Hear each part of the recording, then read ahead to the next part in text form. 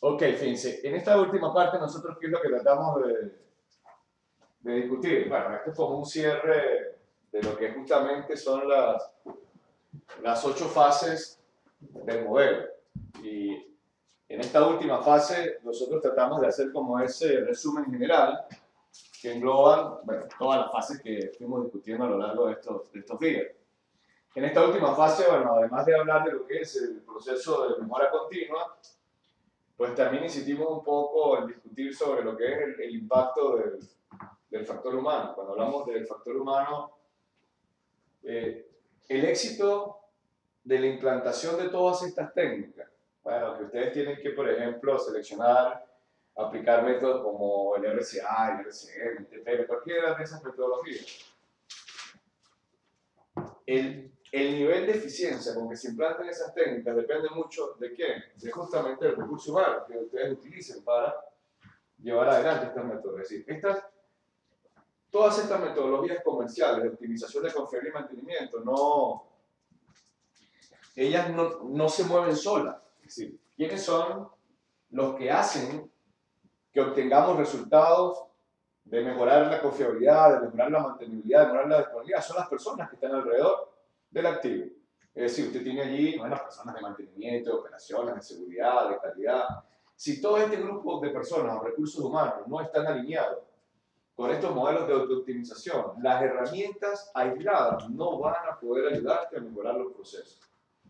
Y es como muchas veces en algunas industrias uno comienza a escuchar cuando, por ejemplo, se han montado proyectos de implantación. A veces tú vas a ciertas empresas y comienzas a escuchar, por ejemplo, no, que el RCM no funcionó, no, que el TPM no sirvió para nada, que el Six Sigma no fracasó. Claro, es muy fácil echarle la culpa al método de optimización. Porque el método de optimización no tiene los dolientes. Y cuando entonces uno hace como la auditoría, identifica por qué no lograste cumplir los objetivos que esperabas obtener con la implantación del método. Bueno, te das cuenta que el talón de Aquiles, ¿cuál es? El recurso humano. Que no tuviste probablemente un recurso humano alineado, que no tuviste un recurso humano cualificado, que no te preparaste para la implantación, que llegaste, por ejemplo, y insertaste el método y resulta que entonces la organización todavía no estaba preparada, como les comentábamos al inicio de la primera fase. Oye, la primera fase es, tienes que consolidar los procesos básicos de mantenimiento, tienes que consolidar tu estructura, tienes que consolidar la organización, tienes que, el ABC del mantenimiento, tienes que hacerlo bien, tienes que tener un proceso de registro básico de datos, tienes que hacer un proceso o procesos básicos de planeación, programación.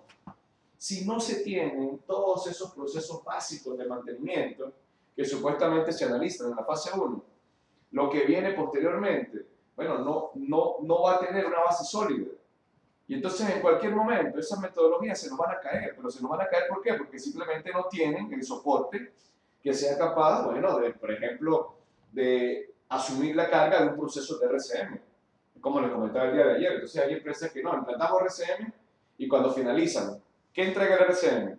Una cantidad de planes de mantenimiento con frecuencia y con recursos. Entonces cuando va a planificarlo, no tienes un área de planificación, no tienes un área de programación. Entonces, claro, el RCM no resuelve ese problema. El RCM asume que usted tiene un proceso básico de planeación, porque él va a alimentar ese proceso. O lo mismo, ¿no? Que llegamos y vamos entonces a implementar un proceso de análisis de fallas. ¿No? Que vamos a introducir un procedimiento de análisis de fallas, pero entonces usted en esa organización ni siquiera tiene definido grupos de trabajo, ni siquiera tiene definido cuáles son las personas que van a participar, ¿no? Que eso lo hace solo mantenimiento. Resulta que no, una gran cantidad de fallas no tiene nada que ver con mantenimiento, tiene que involucrar a procesos, operaciones. Entonces en ningún momento pues se acercó a las otras gerencias a decirle, mira, vamos a desarrollar un procedimiento de análisis de causa raíz, pero yo necesito la participación de esas otras áreas. Entonces se pone a hacer análisis de causa raíz solo para mantenimiento. No, eso es totalmente ineficiente, porque solo con planes de mantenimiento usted probablemente no va a lograr conseguir la causa o eliminar la causa.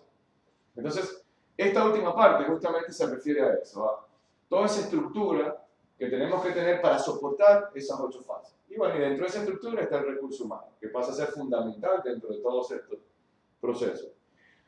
Y bueno, siempre en esta última fase también tratamos de recordar lo que discutíamos al inicio. El modelo que nosotros tratamos de explicar o de resumir está basado en procesos. Y luego lo que hemos hecho es sobre los procesos, hemos sobrepuesto herramientas comerciales. Pero entendiendo que las herramientas comerciales son simplemente habilitadores para tratar de que los procesos se logren cumplir. Si tenemos muy claro cuáles son esos 8 procesos que se administran dentro de la gestión de mantenimiento, pues se nos hace mucho más fácil definir la herramienta comercial que podemos utilizar. Buenos días. Y acuérdense, esto es simplemente ejemplos de herramientas comerciales, pero no son las únicas. Aquí es donde ya viene como el traje hecho a la medida para cada organización. Por ejemplo, yo siempre comentaba, en la fase 1, bueno, uno de los modelos genéricos que se utilizan es el llamado Balance Scorecard.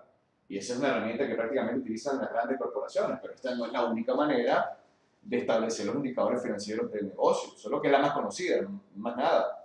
Pero aquí usted puede tener un modelo que te define indicadores financieros, que no tiene que ser el Balance Scorecard, por ejemplo. En la fase 2, bueno, la pregunta que me hiciste justamente hace rato, en la fase 2, el proceso es jerarquización, es criticidad. Nosotros recomendamos que se utilicen modelos basados en riesgo, para alinearlos con la gestión de activos también, pero el concepto es que usted utilice una técnica de priorización, eso sí, que se alinee con los objetivos del negocio. Y que entonces la idea de esa fase 2 es que haya un método único de criticidad para toda la organización. En la fase 3, bueno, el proceso general es análisis de fallos. Tratar de tener un procedimiento que de forma ordenada te permita evaluar la causa. Y entonces, bueno, ahí cuando entonces uno analice, por ejemplo, si va a internet o busca referencia bibliográfica, pues te vas a conseguir que hay muchos métodos de análisis causa-raíz. Entonces la idea allí es que, eso sí, usted trate de ajustarse a un método único y que luego ese método único usted lo estandarice y que todos utilicen el mismo procedimiento de análisis de causa-raíz. Ya cuando llegamos a la fase 4 y 5, bueno, entonces ahí comenzamos a hablar de planeación, de programación. Entonces, bueno, en esa fase 4 y 5 normalmente es donde existen la mayor cantidad de herramientas comerciales, porque por ejemplo en esa fase 4 y 5 es donde puede aparecer métodos como el RCM, como el PMO, como el Six Sigma, como el Manufacturing, bueno, y pare de contar. Claro, normalmente en esa fase 4 y 5 cada empresa va a tener que como diseñar su trajecito hecho a la medida. Yo les comentaba el día de ayer, de repente vamos a una petroquímica y uno ve combinaciones interesantes entre, por ejemplo, RCM y IBR, inspección basada en riesgo. Pero de repente te vas a una planta de manufactura, por ejemplo, el sector de automóviles, y ahí puedes ver combinaciones como RCM, TPM. De repente te vas a una línea de envasados de cerveza y puedes ver cosas interesantes como RCM y Lean Manufacturing, por ejemplo. Entonces, cada empresa, entendiendo la forma como se administra el mantenimiento en su sector, pues termina combinando las metodologías que más provecho les puede sacar para planear y programar de forma eficiente. Y luego normalmente todo esto genera la asignación de recursos y luego, bueno, por supuesto, que implantemos las técnicas, que planifiquemos, programemos y ejecutemos, pues tenemos que evaluar el desempeño. Si evaluar el desempeño, ¿qué? Bueno, ahora voy a medir la confiabilidad, ahora voy a medir la mantenibilidad, ahora voy a medir la disponibilidad, pero sobre todo, ¿para qué? Para ver, bueno, si están surtiendo efecto las metodologías que estamos implantando, porque entonces muchas veces implantamos los métodos de optimización y ya damos por hecho que por solo haber implantado un método, no, vamos a mejorar, y resulta que no. Usted tiene que medir el resultado final. El resultado final, bueno, son indicadores técnicos inicialmente. Y luego, por supuesto, esto tiene que mezclarse con costo. No se puede, siempre hemos insistido desde el principio, yo no solo voy a medir confiabilidad, yo no solo voy a medir mantenibilidad, voy a tratar de traducir eso en dinero, porque el dueño del activo lo que espera es eso, que tú le digas cuánto es el aporte que te está dando, una mejora de confiabilidad o una mejora de mantenibilidad. Y en la fase 8, perdón, en la fase 7 entonces entra el proceso llamado ciclo de vida, que en realidad entonces es un proceso que se alimenta de todo lo que hemos hecho a lo largo del ciclo de vida del activo. Ese me permite entonces auditar todos los gastos, auditar todos los costos, identificar dónde fueron las áreas donde estoy siendo ineficiente en el manejo de costos, donde estoy siendo, por ejemplo, efectivo a la hora de administrar presupuestos, y a la vez también esto tiene otra función. Bueno, esto me ayuda, por ejemplo, a determinar, bueno, dónde vale la pena sustituir un equipo, pues procesos de obsolescencia, sustitución, renovación, porque el ciclo de vida tiene esas dos opciones. Por un lado te puede ayudar, es como una alarma que te dice, mira, Ya este equipo tiene 20 años, has hecho 3 overhauls, los costos de los últimos años se han ido incrementando, el deterioro está aumentando. Entonces, bueno, cuando vas del año 20 al 25, en vez de simplemente pensar en seguir haciendo overhauls, bueno, esto es como una alarma. Bueno, ¿y por qué no simplemente ahora analizas una sustitución, una renovación, una reingeniería, un retrofit? Y cuando entonces haces esa evaluación, de repente ahí pueden ocurrir dos cosas. Una, que termines justificando el seguir reinvirtiendo en el equipo viejo, o la otra, que te das cuenta que más bien ya vale la pena dar el salto al equipo nuevo. Entonces, el ciclo de vida te permite eso. Esto ya es largo plazo. Entonces, el ciclo de vida no son las decisiones del próximo mes, no son las decisiones del presupuesto ni siquiera del año, no, por ejemplo, yo les comenté el primer día, es convertir un OPEX en un CAPEX. Bueno, que tienes a los 5 años un overhaul y entonces alguien cuestiona, bueno, vamos a seguir gastando en overhauls de ese equipo que tiene más de 20 años, ¿por qué no lo sustituimos? Entonces haces la evaluación y de repente te das cuenta que entonces invertir en un CAPEX allí, un equipo nuevo, es mucho más rentable que seguir metiéndole OPEX a ese equipo. Entonces, eso es lo que en teoría se hace en la fase 7. Y aquí hay distintos métodos. Ayer nosotros vimos un resumen que es un método que es el de Woodward, que es un método muy sencillo que te permite hacer ese tipo de evaluación. La fase 6, optimización del costo, riesgo, beneficio. Ahí, ¿cuál es la técnica? Aquí hay mezclas, por ejemplo, aquí tú puedes utilizar las técnicas de indicadores RAM, los indicadores que veíamos, que es la simulación de indicadores, lo puedes mezclar con costos que serían indicadores como el CIF. Claro, eso es visto como técnicas estadísticas, pero luego hay herramientas comerciales. Por ejemplo, hay una herramienta que se llama el Reinasoft, que en realidad es un software. Es un software que toma datos de confiabilidad, toma datos de costo y tiene módulos de optimización. Por ejemplo, IBAR Software es otro software de optimización de confiabilidad. Unas herramientas inglesas que se llaman los APT, que son Asset Performance Tools. Que esas herramientas básicamente lo que hacen es que se alimentan de todos estos datos, de los indicadores, los mezclan con dinero y te generan modelos de optimización técnico-económica. Es decir, es como que el CIF que vimos de forma individual, eso te lo hace de forma automática. Pero por supuesto, estas herramientas se alimentan de todo lo que previamente has desarrollado. Entonces, es básicamente plataformas de optimización que hoy en día básicamente son software comerciales. Pero nosotros no la vimos, ¿no? Sí, bueno, nosotros vimos, pero lo vimos, claro, ustedes no pueden ver un software comercial aquí porque solo tienen que comprar un software, pero nosotros vimos, bueno, la hoja en Excel que tienen allí es un software pero no comercial, es un software que se entrega para hacer simulaciones de confiabilidad. Ese mismo software que ustedes reciben una hoja en Excel. El de confiabilidad. Sí, el de confiabilidad que es disponibilidad. Bueno, esa plataforma que yo estoy diciendo, ReliaSoft, es una marca comercial. Ese software hace lo mismo que. Y bueno, tiene de repente un modulito adicional de costo, pero son ya herramientas comerciales de optimización para toda esta parte, que mezcla indicadores y la parte de costo. O lo ideal, más que alinearse, por ejemplo, a veces con un software, es que tú puedes tener, por ejemplo, dentro del propio software de mantenimiento, un módulo. Claro, ese módulo, ¿qué es lo que va a hacer? Ese módulo del software va a tomar todos los indicadores técnicos, va a tomar los datos económicos, y es como que insertásemos un macro dentro de un software de mantenimiento que te haga toda la simulación de confiabilidad, que te haga la simulación de disponibilidad, que te haga la simulación de mantenibilidad y que además le agreguemos el indicador CIF, coste por indisponibilidad, y que te entregue reportes automáticos de los costes por indisponibilidad. Entonces, eso básicamente serían herramientas comerciales que se pueden utilizar en esta fase número 6. Y la fase número 8, bueno, ya eso simplemente, como comentaba hace rato, mejora continua.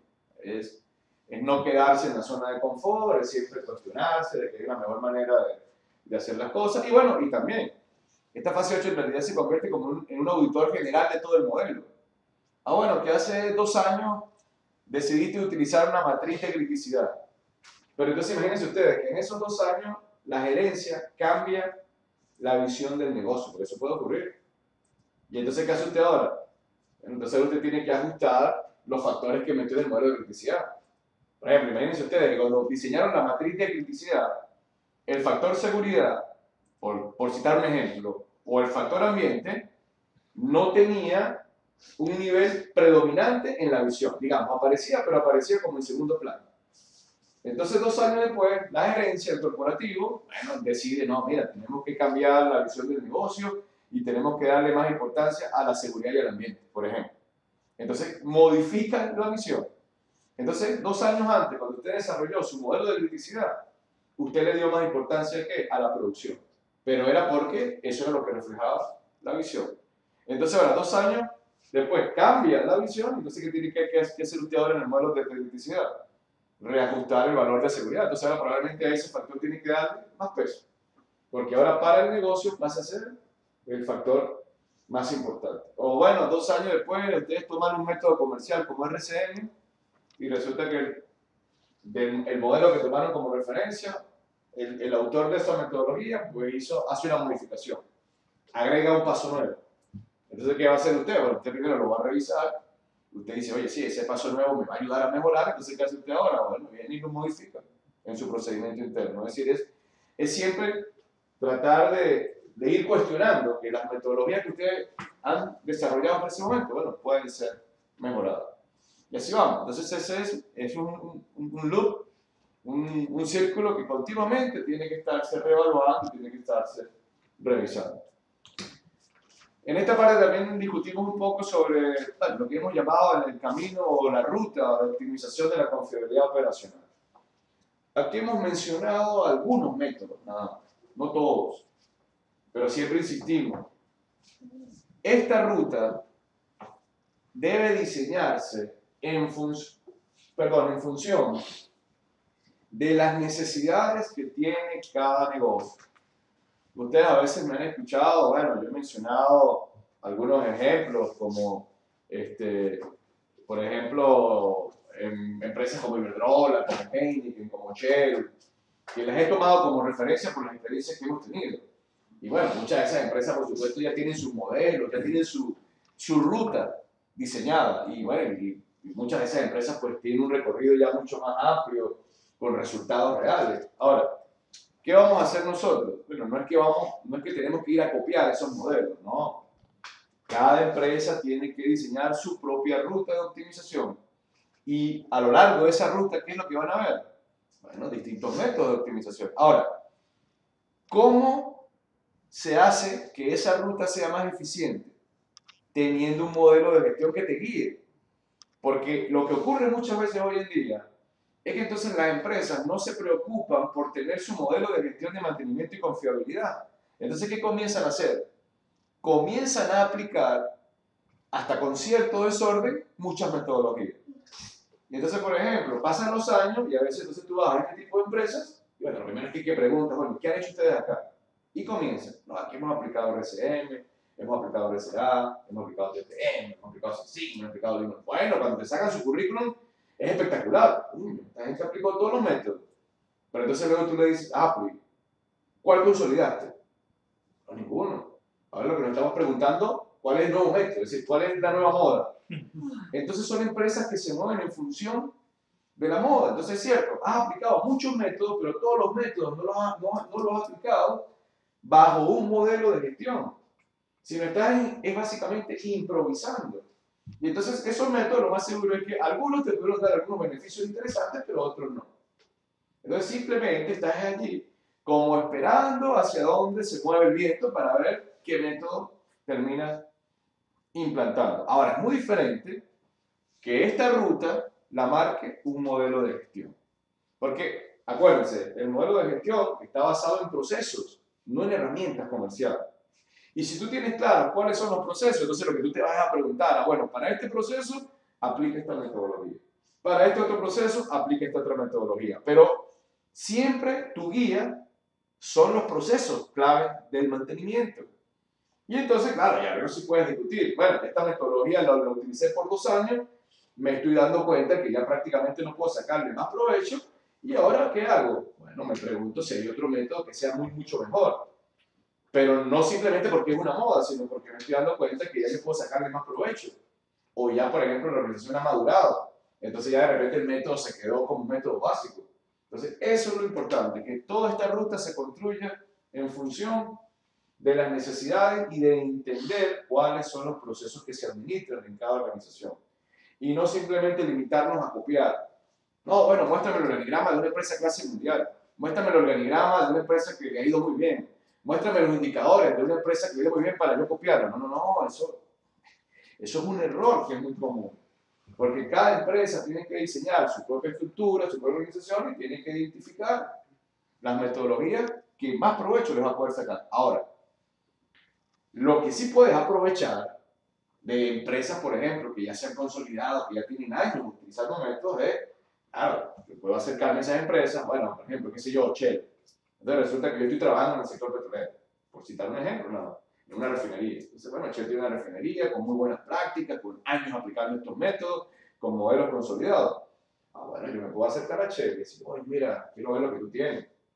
Ah, entonces, por supuesto, Shell te va a mostrar su modelo de gestión, cómo ha logrado optimizar. Es más que ver su modelo de gestión, lo que yo le voy a preguntar a esa persona o a esa gerencia de Shell es cuáles fueron los puntos débiles, cuáles fueron las barreras, dónde tuvieron los mayores fracasos. ¿Por qué? Porque yo estoy en el mismo negocio. Entonces, claro, ¿qué voy a hacer yo? No voy a copiar su modelo, pero sí voy a preguntar dónde ellos cometieron error. ¿Para qué? Bueno, para entonces cuando yo venga y diseñe mi modelo, claro, yo no voy a caer en los mismos huecos que cayó esa empresa que es del mismo rubro.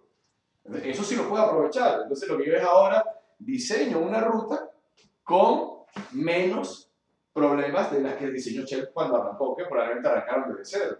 Entonces, eso sí lo podemos aprovechar. Empresas que ya del mismo sector no tengan años recorriendo y tengan modelos de optimización bien instaurados, bueno, aprender de esos errores. Pero esto siempre lo comento al final, esto es un traje hecho a la medida. Cada organización tiene que diseñar su modelito de optimización que se adapte a su necesidad. ¿Y por qué? Bueno, porque cada organización tiene su propia cultura también, cada organización tiene sus propios recursos, lo que les comentábamos ayer. Bueno, podemos ser del mismo sector petrolero, pero entonces resulta que tienes una refinería, qué sé yo, ubicada en Holanda y otra refinería ubicada en Colombia, en Venezuela. Bueno, a pesar de que están produciendo lo mismo, a pesar de que tienen los mismos productos, resulta que el recurso humano es diferente. La cultura es distinta. Entonces, a veces, otro error que se comete, queremos que las metodologías lleguen y se adapten sin hacer ninguna modificación, y entonces resulta que, bueno, se creó en el Reino Unido para el sector aeronáutico inicialmente, luego se adaptó, pero resulta que entonces yo lo voy a aplicar en un sector industrial totalmente diferente. Esos cambios tengo que adaptarlos para sacarle mucho más provecho a todas esas metodologías. Y luego, bueno, ya como algunas reflexiones finales, como les comentaba, siempre insistimos mucho en el recurso humano. Aquí nosotros tomamos una frase de un autor inglés que se llama John Woodhouse, que nos gusta mucho. En uno de sus libros él comenta, bueno, la siguiente oración, dicen, los activos son diseñados para hacer cosas, pero la gente es la que hace que estas cosas sucedan.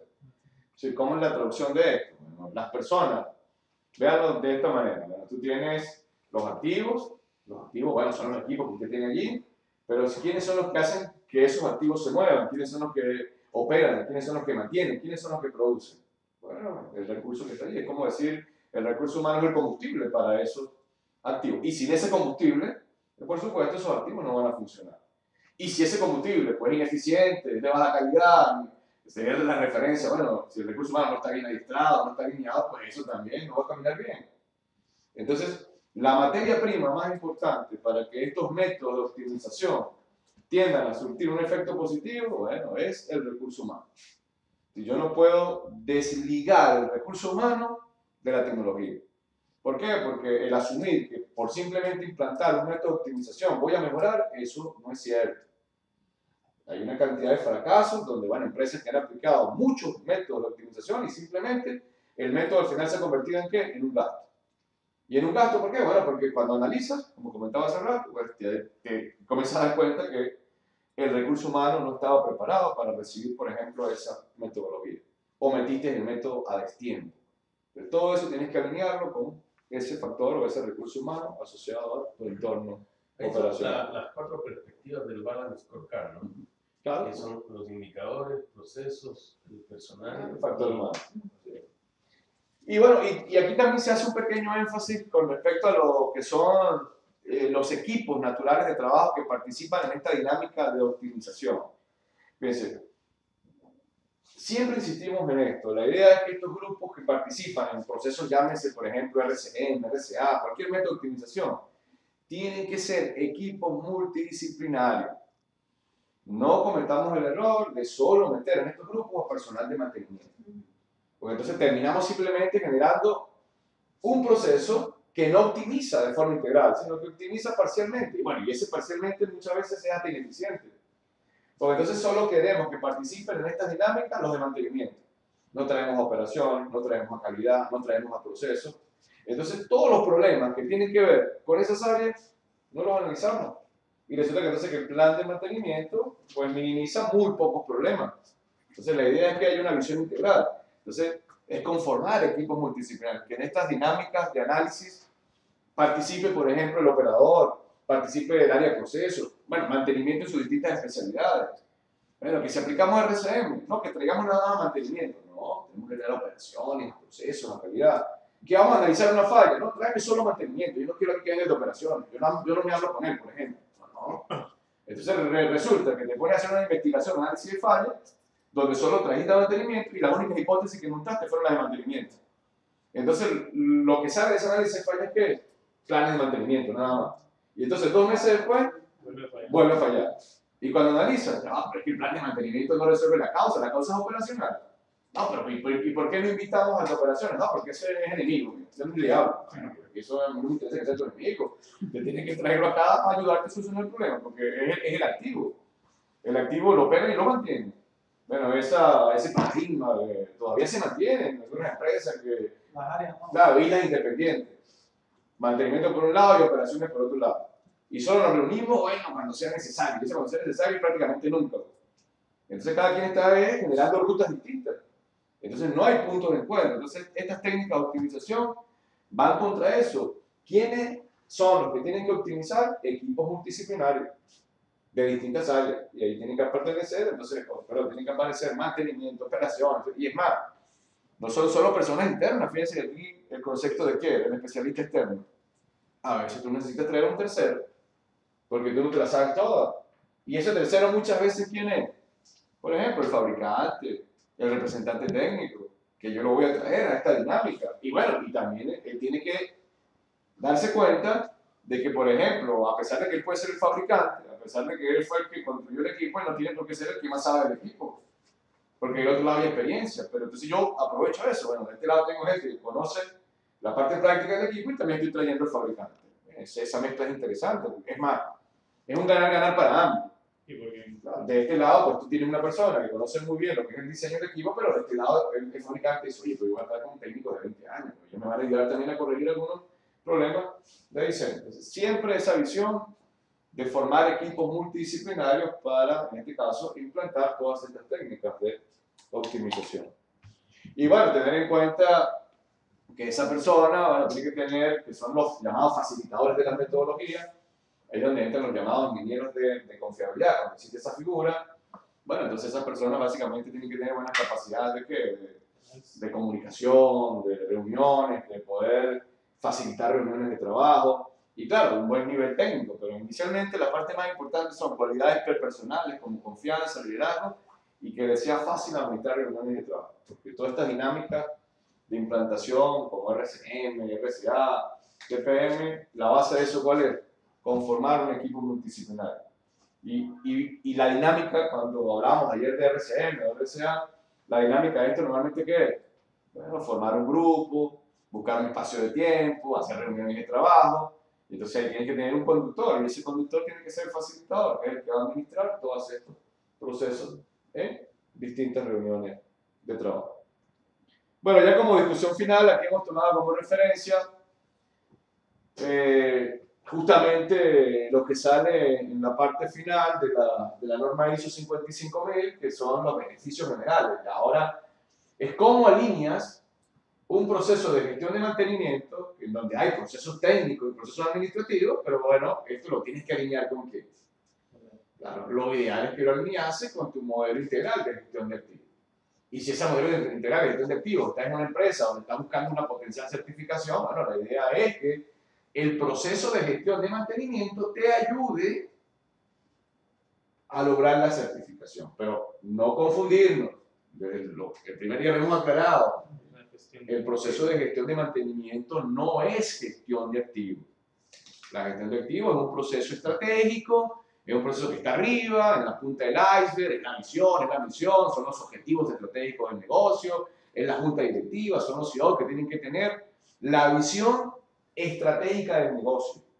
Y el modelo de gestión de mantenimiento es un modelo que está más abajo, que está gestionando recursos, que está gestionando procesos técnicos, que está gestionando procesos administrativos, y que todo lo que se hace ahí, lo que se esperaría es que ayude a maximizar la eficiencia del activo. Entonces, bueno, en términos generales, cuando vemos lo que es el beneficio de un modelo integral de gestión de activos, pues ustedes aquí no ven por ningún lado, mantenimiento. Pero mantenimiento tiene que ayudar a conseguir estos beneficios. Bueno, por ejemplo, la gestión de activos habla del desempeño financiero. Ese es lo primero. Claro, como uno diría, pero ya va, pero ¿cómo que mantenimiento? No, mantenimiento no. El objetivo de la gestión de activos es maximizar el desempeño financiero del negocio. Fíjense, ¿eso dónde está? Eso está arriba, eso es el CEO, es la junta directiva, eso no, la junta accionista. Otros aspectos, bueno, decisiones de inversión. Ya eso no es la inversión de mantenimiento, bueno, son todos los CAPEX que tienes que invertir, ampliaciones, compras de equipos nuevos, nuevas plantas. El riesgo, la base de todo el modelo de gestión de activos es administración por riesgo, es decir, todos los procesos tienen que administrarse bajo una herramienta de administración por riesgo. Todos los rendimientos tienen que ser medidos. Es decir, todas las variables del proceso tienen que haber algún tipo de indicador que me permita medir y evaluar el desempeño de esas variables. Bueno, fíjense que también aquí ya la gestión de la ISO 55000 pues introduce el concepto también de responsabilidad social.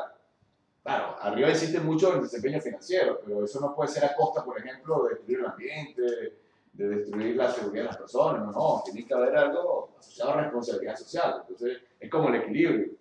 Claro, tú tienes que maximizar tu rentabilidad, pero entendiendo que estás dentro de un entorno social. Si tienes una planta, que tienes una petroquímica y tienes alrededor una comunidad, bueno, tienes que proteger la comunidad, es decir, en términos de contaminación, en términos de seguridad, es decir, porque tú tienes un compromiso social hoy en día, no simplemente el de la maximización de la rentabilidad. Entonces también, bueno, se coloca como parte de los beneficios que se obtienen de un buen proceso de gestión de activos. Bueno, eso por supuesto genera que si el cumplimiento destacado, pues, esa es como la imagen que tú vendes. Si socialmente, por ejemplo, resulta que la comunidad que tienes al lado pues, es una comunidad que se siente segura, que ambientalmente la tienes bien protegida, bueno, pues eso te da una reputación destacada dentro de tu entorno. Y bueno, aquí la ISO habla de la sustentabilidad. Sustentabilidad sobre todo es el concepto que tiene que ver con ¿qué? Con el largo plazo, con el ciclo de vida. Que no solo nos tenemos que preocupar por las decisiones del día de hoy, sino alguien tiene que analizar que las decisiones del día de hoy afectan el mediano y afectan el largo plazo. Entonces, tú tienes que optimizar a los tres niveles. Y sobre todo en mantenimiento, ¿qué ocurre? Que estamos muy preocupados siempre por el corto plazo. ¿Y el corto plazo quién es? El presupuesto del año, por ejemplo. Y entonces estamos solo pensando en cómo reducir el presupuesto y no nos estamos dando cuenta de cuál es el impacto de esa reducción, por ejemplo. O cuánto es lo que en realidad debemos reducir. O si más bien vale la pena invertir más un poco. Claro, entonces toda esa discusión tiene que ver con la sustentabilidad. Que las decisiones que se toman sean sustentables en el corto, mediano y en el largo plazo. Y finalmente, todas las decisiones que tomamos en nuestros procesos tienen que generar tanto eficacia como eficiencia. ¿Cómo se explica eso en el área de mantenimiento? Es muy sencillo. Por ejemplo, la eficacia, si lo vemos en términos de indicadores técnicos, por ejemplo, la eficacia ¿quién es? Que tú mejores la confiabilidad y mejores la mantenibilidad. Como indicadores técnicos. Y tú lo comparas. El año pasado tenía un mean time to failure de 1000 horas y lo llevé a 1100. Bueno, tenía 10% de confiabilidad. El mean time to repair lo tenía en 10 horas y lo bajé a 8 horas. Bueno, gané un 20% de mantenibilidad. Y esos puntitos que gané allí, cuando calculé la disponibilidad, gané, por ejemplo, un punto de disponibilidad. ¿Qué ocurrió ese año? Si lo comparaste contra el año anterior y obtuviste esos resultados, bueno, ese año está siendo eficaz desde el punto de vista técnico. Eso es lo que quiere el gestor técnico de mantenimiento. Pero ¿qué quiere el dueño del activo? Quiere que seas eficiente. ¿Y qué es ser eficiente para él? Bueno, que ese 10% que me garantizaste de confiabilidad, por ejemplo, hayas logrado producir un poquito más. O hayas reducido los costos. Sobre todo costos, ¿no? Claro. que esa mantenibilidad que recuperaste, cuando la hayas convertido en disponibilidad adicional, pero no solo disponibilidad, que hayas producido en ese 2%. Y que entonces al final, esa mezcla, cuando miras un indicador como el EVA, como el EBITDA, oye, el EBITDA de este año mejoró. Y mejoró, por ejemplo, porque logré capitalizar esas mejoras de confiabilidad. Entonces en ese momento he sido eficiente. Y fíjense, eso es lo que quiere el dueño del activo. Que seas eficaz, por un lado, pero que seas eficiente en términos. Si tú le llegas y le dices al dueño del activo, hemos logrado mejorar la confiabilidad, mayor disponibilidad, pero él lo que está viendo es, acuérdense, el dueño del activo no es el gerente de mantenimiento, es el administrador, es el CEO, y es lo que ve el EBITDA, y el EBITDA de ese año es menor que el del año pasado, cuando no aplicaste ninguna metodología de confiabilidad, él le va a decir al gerente de mantenimiento, mira, a mí me gustaba más la planta el año pasado, que si ponerme a inventar con RCM, con TPM, yo gané más. Entonces, para mí, lo que tú hiciste este año fue puro gasto, nada más. Gasto y un gasto ineficiente, porque no está aportando valor al negocio. Entonces, hasta ahí llega el proyecto de confiabilidad. Entonces, esto, fíjense, es el cierre justamente de todo esto, que tus procesos de gestión de mantenimiento te logren generar efectividad, mejorando la confiabilidad, mejorando la calidad, pero que al final sean eficientes en términos de rentabilidad económica. Si tienes que apuntar a los dos lados, o haciendo el esfuerzo para que se cumplan estos dos procesos de mejora dentro de tu organización. Y bueno, como reflexiones finales siempre en este taller, hay una recomendación que nosotros siempre damos a las empresas, bueno, que se están involucrando y metiendo sobre todo con lo que es el uso de técnicas de optimización de confiabilidad y mantenimiento. Tratar al inicio de no sobrecargarse con muchas iniciativas simultáneas, porque eso, a veces queremos abarcar mucho en muy poco tiempo. No, que como les decía hace rato, no, que este año queremos aplicar RCM, TPM, sí, me las queremos meter todas, no, ¿por qué quieres correr tan rápido? Eso te puede más bien convertirse en un desorden. Porque entonces vas a abrir muchos frentes y no terminas consolidando ninguno. No. Nosotros nos hemos dado cuenta que las empresas que más bien comienzan a implantar estos procesos de forma pausada, pero lo hacen bien, es decir, y lo consolidan, a pesar de que van a tardar mucho más tiempo, pero son empresas que logran hacer que el proceso sea tanto efectivo como eficiente. Porque del otro lado, cuando comienzas a aplicar muchas técnicas de forma simultánea, termina siendo efectivo, pero poco eficiente. Porque no terminas consolidando las mejoras en valor económico. Entonces, esa es la primera recomendación. Cuando vamos a iniciar estos procesos de optimización, sobre todo esos 2 primeros años, el primer año, no nos sobrecarguemos mucho más. Concentrémonos. Bueno, si tienes un modelo guía, por ejemplo, la primera fase, organizar bien el trabajo, definir bien el organigrama, definir los indicadores básicos, definir todos los procesos básicos de mantenimiento y arrancar con la criticidad. Que la criticidad sea un modelo de criticidad para toda la organización. Bueno, eso lo puedes cubrir fácilmente en un año. Y luego ya a partir del segundo año, que tienes la línea base bien montada, bueno, que arranca, ya con método. Bueno, ahora voy a organizar bien el proceso de análisis de fallo.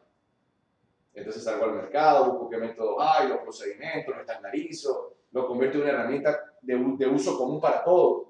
Bueno, y probablemente ahí se te va un año más. De repente en ese segundo año puedes comenzar ya a mezclar. Arrancas ese frente de trabajo y ya arrancas el otro frente. Por ejemplo, la optimización de la prevención y la programación. Porque luego los dos van a convivir. Se pueden haber arrancado en momentos distintos, pero luego ellos van a convivir a lo largo de todo el ciclo de vida. Entonces ya comienzan a montar, bueno, los proyectos de optimización, por ejemplo, no, que aquí decidimos utilizar el RCM con algo de Six Sigma.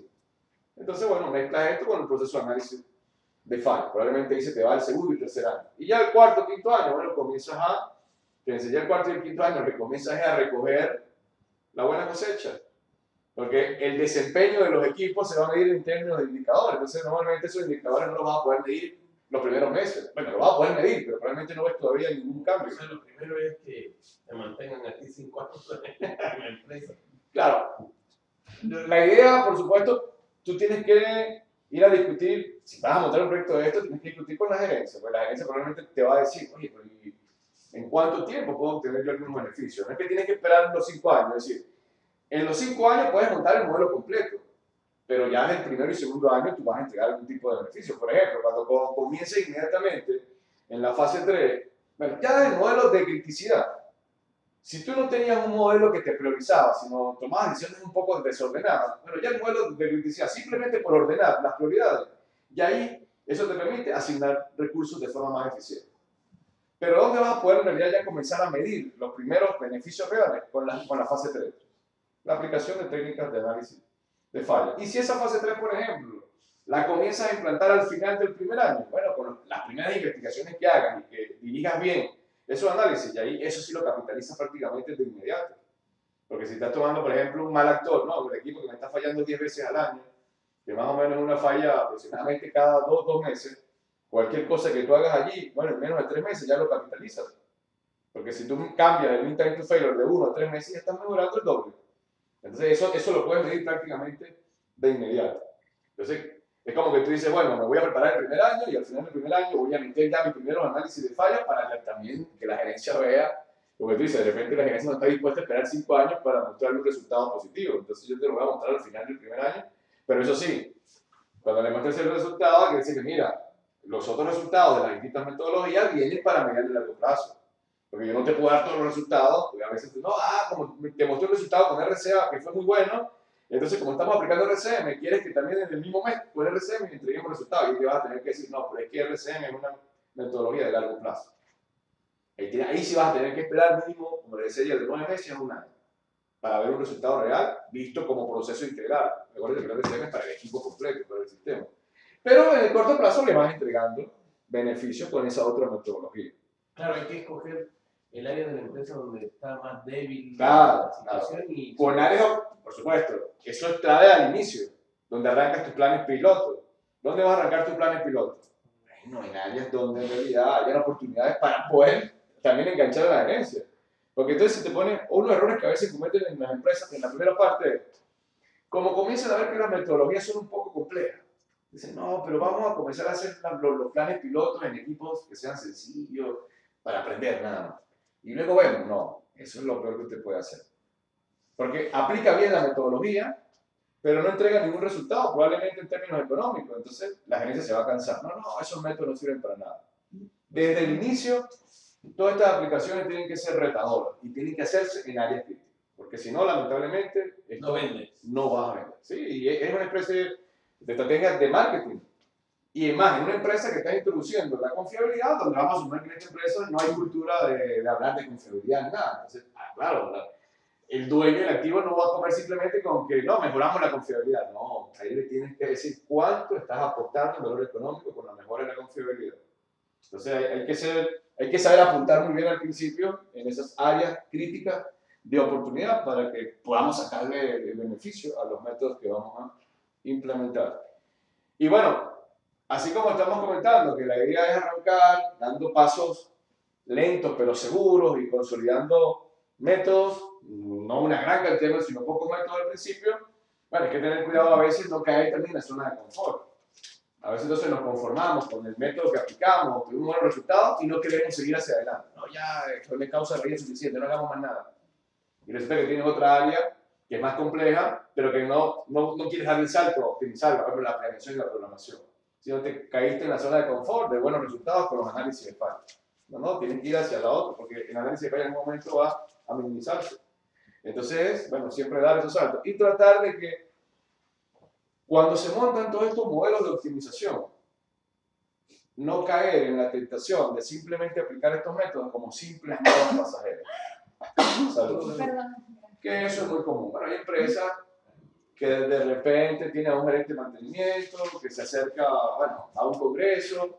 En el congreso justamente ese año le hablan de RCM. Bueno, entonces esa persona viene envenenada con el RCM.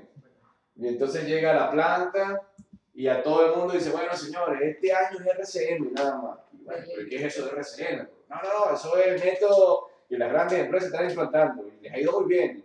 Y se comió el cuento de los vendedores de RCM, por citar un ejemplo, nada más.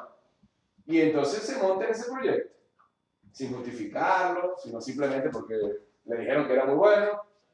Y 2 años después, bueno, logra hacer algunas mejoras. Este gerente se mueve, por ejemplo, lo mueven hacia otra área y llega un nuevo gerente. El nuevo gerente ahora va al mismo congreso 2 años después, y entonces ese año no le hablan de RCM, ese año le están hablando de TPM, como metodología de optimización. Y bueno, cuando regresa, viene envenenado con TPM. Entonces, tipo, señores, olvídense de RCM, eso no es la moda de ahorita, es TPM. Y entonces todo el esfuerzo que hiciste ahora lo desechaste y ahora arrancas un nuevo ciclo. Entonces, cuando te das cuenta, han pasado los años y sí, has aplicado RCM, TPM, pero todos los has hecho en función de qué? De una moda, no en función de un modelo de gestión. Entonces, bueno, sobre todo esa es la recomendación final. Para que esto se consolide, o para que la aplicación de técnicas de optimización se consoliden, tienen que estar enmarcadas dentro de un modelo de mejora continua y no dentro de un modelo de implantación de herramientas aisladas o pasajeras. Porque si no, caen en ese escenario que he venido repitiendo en estos últimos minutos, de convertirse simplemente en empresas que aplican muchas metodologías, pero que no consolidan ninguna. Entonces, en resumen, el modelo de gestión, de mantenimiento, o el modelo integral que nosotros proponemos, lo que te ayuda es a ordenar, a saber dónde apuntar y a definir los procesos básicos. Y luego, bueno, de allí usted lo que hace es que selecciona las herramientas comerciales que mejor se ajusten a su entorno. Entonces, es la recomendación final que se da justamente con este proceso. Bueno, con esto finalizamos el marco teórico de nuestro taller.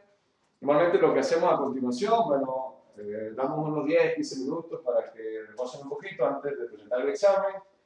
Nos tomamos el break para que hagan el examen con el estómago, para que tengan calorías allí para que puedan pensar mejor. Y bueno, entonces el examen lo voy a estar comenzando alrededor ¿Cómo es el examen? De las 10:30. Bueno, eso lo explicamos justamente ahorita, pero básicamente el examen, como les comentaba el día de ayer, el examen tiene dos partes. Tiene una parte que es la selección múltiple. La selección múltiple pues son preguntas que tienen 4 opciones y tienen que seleccionar una. Eso tiene un valor que es el 70%. Y luego la parte del ejercicio práctico, que son 30 puntos. Y ese básicamente es un caso de estudio que le vamos a plantear, donde van a hacer el modelito de Woodward, de coste anual equivalente. Yo les doy datos de 2 opciones, les doy datos de confiabilidad, de mantenibilidad. Ustedes lo que van, datos económicos también, calculan las anualidades, bueno, buscan un mínimo como el ejercicio que hicimos ayer. A mano. Y sí, bueno, no, ahí pueden utilizar la asociación como esto en realidad es una certificación práctica. Ella no limita si ustedes pueden utilizar las herramientas para desarrollar el examen. Ustedes utilizan el Excel, pues hacen su cálculo allí, y luego ahí colocan los resultados y por supuesto el argumento. Ustedes van a tener que decir, ustedes van a definir como un gerente. Yo les estoy dando las 2 opciones, tienen dos marcas y usted tiene que decirme cuál vas a comprar y por qué. La marca A o la marca B. Bueno, más para sacar la frecuencia de falla es la... Sí, pero ahí yo ya para el ejercicio ya yo les doy directamente la frecuencia. Pero es la fiabilidad entre la... Sí, sería 1 entre TPO en ese caso. Pero es el porcentaje, ¿verdad? No, ahí sería el número de fallas, porque ahí lo van a meter como un número de fallas por unidad. Ah, no, pero digo, si supongo no te lo dejen, ¿qué quieres sacar la frecuencia? Bueno, tendrías que, claro, tener los tiempos operativos, meterlos dentro del softwarecito y el HDT. Bueno, en lambda sería el HDT en la exponencial. Pero si es Weibull, es un HDT, que es la frecuencia. ¿Y ese valor lo agarras así como en anual? ¿O si es porque claro, por toda la cantidad de no, lo agarras como el anual porque luego tú lo metes como un valor anual, el número de fallas por año. Entonces tú ahí buscas el número de fallas por año. Cada año se consideran anuales. Claro. Ok, bueno, entonces nos tomamos... Carlos, una cosa.